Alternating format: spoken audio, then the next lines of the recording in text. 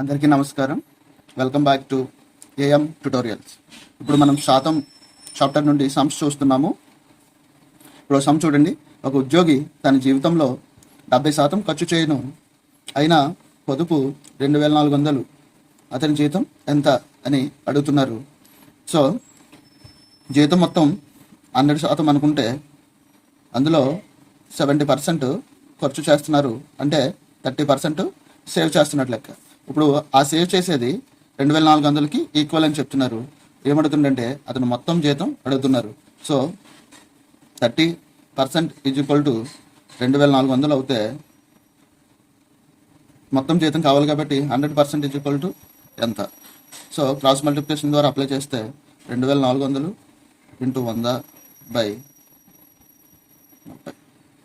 So 0 cancel, 3 8 24, 80 సార్లు పోతుంది. 80 into 8 3 0. So 8000. అతను మొత్తం జీతం 8000 అవుతుంది. ఇంకొక సమ్ చూడండి. ఒక పట్టణంలో 62.2% మంది అక్షరాస్యులు. నిరక్షరాస్యుల సంఖ్య 1500. అయినా మొత్తం జనాభా ఎంత అని అడుగుతున్నారు. అంటే ఇక్కడ 62.1/2% మనం నార్మల్ వాల్యూస్లోకి మార్చుకుంటే ఇది 5/8 అవుతుంది. సో అక్షరాస్యులు 5/8. అప్పుడు నిరక్షరాస్యులు ఎంతమంది అవుతారు? నిరక్షరాస్యులు 1 - 5/8 తీసేస్తే 3/8. అంటే మొత్తం టోటల్ 8 పోర్షన్స్ ఉంటే దాంట్లో నిరక్షరాస్యులు 3 పోర్షన్స్, అక్షరాస్యులు 5 పోర్షన్స్ ఉన్నారనమాట. సో ఇప్పుడు మనకి నిరక్షరాస్యుల సంఖ్య అంటే 3 పోర్షన్స్ వాల్యూ ఇచ్చాడు. మనకి మొత్తం జనాభా ఫైండ్ అవుట్ చేయమన్నారు కాబట్టి మొత్తం జనాభా ఎన్ని పోర్షన్స్? 8 పోర్షన్స్. సో 3 = 1500 అయితే 8 పోర్షన్స్ ఎంత అవుతుంది? సో క్రాస్ మల్టిప్లికేషన్ అప్లై చేస్తే 1500 ఇంటూ 8/3 3 5 15. సో 5 8 40. సో మొత్తం జనాభా 4000. ఇంకొక సమ్ చూడండి. ఒక పండ్ల వ్యాపారి 33.1/3% పండ్లను అమ్మాను. ఇంకా అతని వద్ద 240 పండ్లు మిగిలేను. అయినా మొత్తం పండ్లు ఎన్ని అని అడిగారు. ఇక్కడ 33.1/3% అంటే దీన్ని నార్మల్ వాల్యూకి మార్చుకుంటే 1/3 అవుతుంది. సో అంటే అతను మొత్తము 3 పోర్షన్స్ పండ్లుంటే ఒక పోర్షన్ అమ్మాడు. అంటే ఇంకా అతని దగ్గర ఎన్ని మిగిలి ఉంటాయి? 2/3 పోర్షన్స్ మిగిలిపోయి ఉంటాయి. సో మనకి ఇక్కడ ఏమడిగాడంటే అతని వద్ద మిగిలిన పండ్లు 240 అన్నాడు కాబట్టి, అంటే మిగిలిన పండ్లు పోర్షన్ ఇది కాబట్టి సో 2 పోర్షన్స్ మిగిలాయి. మొత్తం పండ్లు ఫైండ్ అవుట్ చేయమన్నాడు. అంటే మొత్తము 3 పోర్షన్స్కి ఈక్వల్ అవుతుంది. అంటే 2 = 240 అయితే 3 ఎంత? సో క్రాస్ మల్టిప్లికేషన్ అప్లై చేస్తే 240 ఇంటూ 3/2 2 120 120 ఇంటూ 3 360. అతని వద్ద మొత్తం 360 పండ్లు ఉన్నాయి. ఇప్పుడు ఇంకొక సమ్ చూడండి. ఒక తరగతిలో 60% మంది బాలురు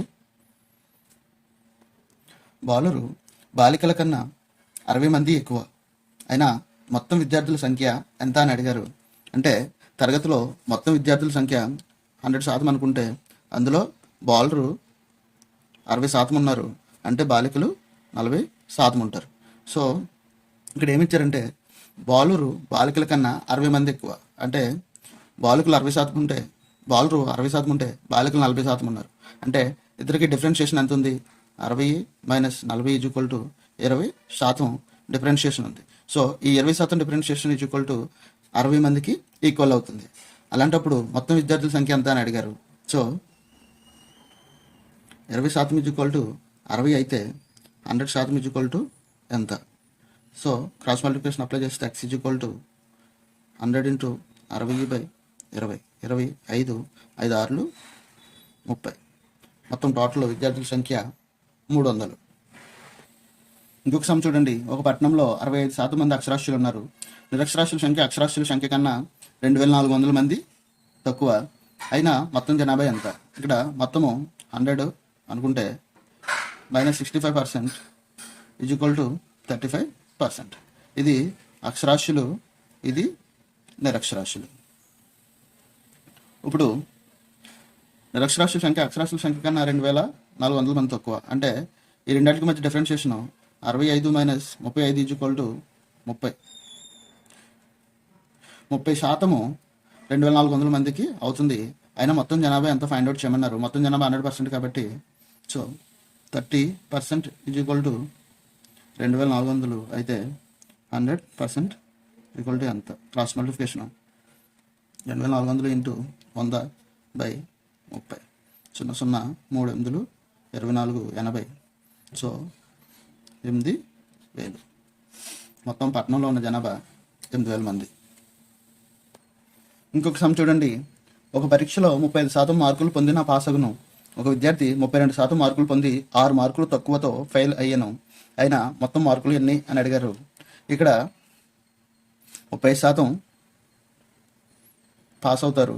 ఆ విద్యార్థికి 32% వచ్చింది. అంటే 3% తక్కువ వచ్చింది. ఆ 3% ఈక్వల్ టు 6 మార్కులు. అయితే మొత్తం మార్కులు ఎన్ని అని అడిగారు. సో 3% ఈజ్ ఈక్వల్ టు 6 అయితే మొత్తం అంటే 100% కాబట్టి ఎంత? క్రాస్ మల్టిప్లికేషన్ అప్లై చేస్తున్నాం ఇక్కడ. సో 6 × 100/3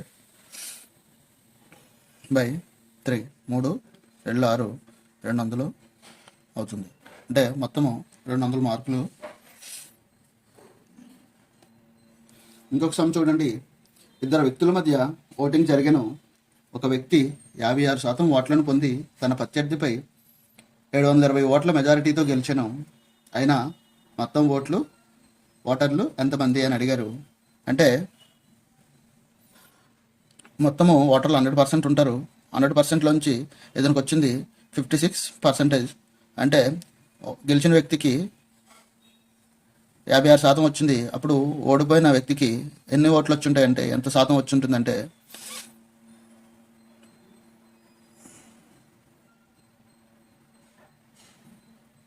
44%. సో 100లోంచి 56 తీసిస్తే 4 4 9లోంచి 5 4. సో 56 తీసిస్తే 44%. సో అతనికి వచ్చింది 720 ఓట్ల మెజారిటీ. అంటే ఇతనికి 720 ఓట్లు ఎక్కువ వచ్చాయి. అంటే ఇప్పుడు ఈ రెండింటి మధ్య డిఫరెన్షియేషను 56 - 44 ఈజ్ ఈక్వల్ టు 12% ఓట్లు. సో 12% ఓట్లు 720 ఓట్లకి ఓటర్లకి ఈక్వల్ అయితే మొత్తం ఓటర్లు 100% ఈజ్ ఈక్వల్ టు ఎంత అవుతుంది? సో క్రాస్ మల్టిప్లికేషన్ ద్వారా అప్లై చేస్తే x is equal to 720 into 100/12.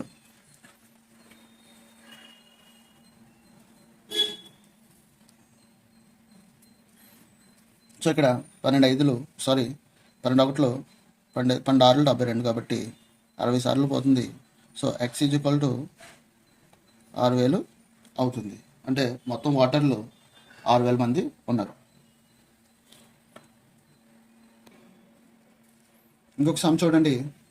ఇద్దరు వ్యక్తుల మధ్య ఓటింగ్ జరిగిన. ఒక వ్యక్తి 40% ఓట్లను పొంది తన ప్రత్యర్థి కన్నా 600 ఓట్ల తక్కువతో ఓడిపోయాను. అయినా ఓటర్ల సంఖ్య ఎంత? అంటే ఇక్కడ మొత్తం 100% అనుకుంటే ఓడిపోయిన వ్యక్తికి 40% వచ్చింది. అంటే గెలిచిన వ్యక్తికి 60% వచ్చినట్లు లెక్క. సో ఇది ఓడిపోయాను, ఇది గెలిచింది. సో 600 ఓట్ల తక్కువతో ఓడిపోయాడు కాబట్టి 60 - 40 ఈజ్ ఈక్వల్ టు 20% ఓట్లు. 20% ఓట్లు తక్కువ అనమాట. అంటే 20% ఓట్లు 600కి ఈక్వల్ అవుతాయి. సో 20% ఈజ్ ఈక్వల్ టు 600 అయితే ఓటర్ల సంఖ్య కనుక్కోమన్నారు కాబట్టి ఓటర్ల సంఖ్య 100% ఉంటుంది. సో ఎంత? క్రాస్ మల్టిప్లికేషన్ ద్వారా అప్లై చేస్తే x is equal to 600 into 100/20. So 0 0 cancel. 20 into 30. x is equal to 3000. అంటే ఓటర్లు సంఖ్య 3000. ఇప్పుడు సమ్ చూడండి. ఒక పట్టణంలోని ఓటర్ల సంఖ్య 5000. ఇద్దరు వ్యక్తుల మధ్య ఓటింగ్ జరిగాను. 20% ఓట్లు చెల్లలేదు. చెల్లిన ఓట్లలో ఇది గుర్తుపెట్టుకోవాలి. చెల్లిన ఓట్లలో 55% ఓట్లను పొందిన వ్యక్తి గెలుపొందెను. అయినా ఓడిపోయిన వ్యక్తికి లభించిన ఓట్లు ఎన్ని అని అడిగారు. సో ఇక్కడ ఫస్ట్ టోటల్ 5,000 చల్లనివి 20%. అంటే ఇప్పుడు ఆ 20% ఎన్నో ఫైండ్ అవుట్ చేద్దాం. అంటే ఇప్పుడు 5,000 ఇంటూ 20% చల్లలేదు కాబట్టి 20 ఇంటూ 100 ఈజ్ ఈక్వల్ టు 2 సున్నాలు 2 సున్నాలు క్యాన్సిల్ 2 5లు 10. అంటే 1000 ఓట్లు చల్లలేదు. అంటే టోటల్ 5,000లోని 1000 ఓట్లు చల్లలేదంటే 5,000 minus 1000 is equal to 4,000. So 4,000 ఓట్లలో 55% ఓట్లు పొందిన వ్యక్తి గెలుపొందాడు. అంటే ఇప్పుడు మొత్తము 100% ఉంటుంది కదా, 100%లోని 55% తీసిస్తే 45%. అంటే ఇది గెలుపొందిన వ్యక్తి, ఇది ఓడిపోయిన వ్యక్తి. ఇప్పుడు ఓట్లు చెల్లిన ఓట్లలోనే అడిగాడు కాబట్టి 4,000 ఈజ్ ఈక్వల్ టు 100%కి ఈక్వల్ అవుతుంది. అప్పుడు 55%